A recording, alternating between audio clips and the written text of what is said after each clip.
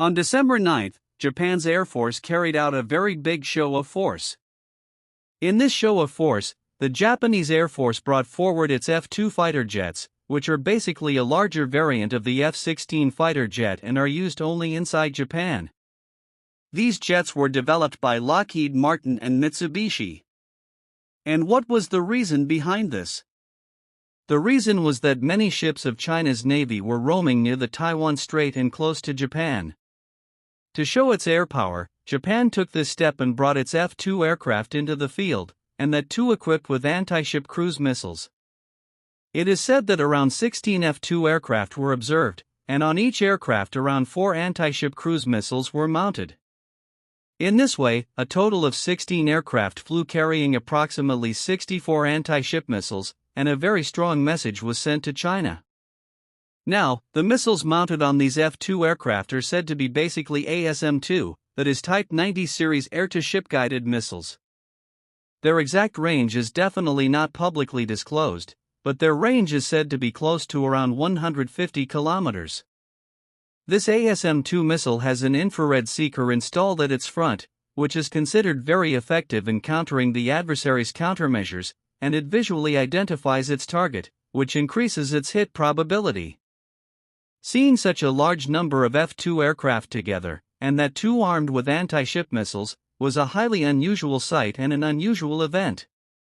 This is being seen as a very clear message for China, and many people say that this was not a routine exercise but a strong signal directed toward China's navy. Look, as I have told earlier, Liaoning has its area of responsibility in northern Taiwan and the Sea of Japan. And now China's 4th aircraft carrier, which is under construction and is believed to be a nuclear-powered aircraft carrier, is also being prepared for operations in this same area, and its area of responsibility is also expected to be the same.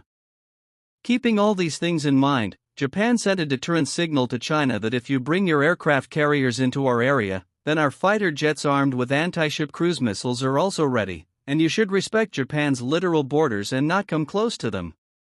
In recent days, you also received news that a Chinese J-15 aircraft radar locked a Japanese F-2 aircraft, which became a major embarrassment for Japan's Air Force. From that time till today, tensions between the two countries have remained very high. Japan flying such a large number of F-2 aircraft armed with anti-ship missiles is part of this same sequence. If we look at recent days, Japan has also significantly increased its defense budget. Although Japan's forces are officially called self-defense forces, because after World War II, when the United States dropped 2 atomic bombs on Japan, the Japanese became pacifist, meaning most of their population turned against war. But now, the way Japan is rearming again, the main reason for this is that the United States has stationed a very large number of its forces inside Japan, which China views with great concern. So when China increases its forces there, Japan also increases its Air Force and Navy budgets. Most of the increased Japanese defense budget is being spent on maritime weapons and on enhancing aerial strike capabilities. Some steps are also being taken to increase the long-range strike capabilities of Japan's self-defense forces, to enhance anti-access area denial, meaning A2/AD capabilities, and to counter China's rapidly growing and modernizing military. Hopefully, you liked today's video and today's information. Do share your opinion in the comments section.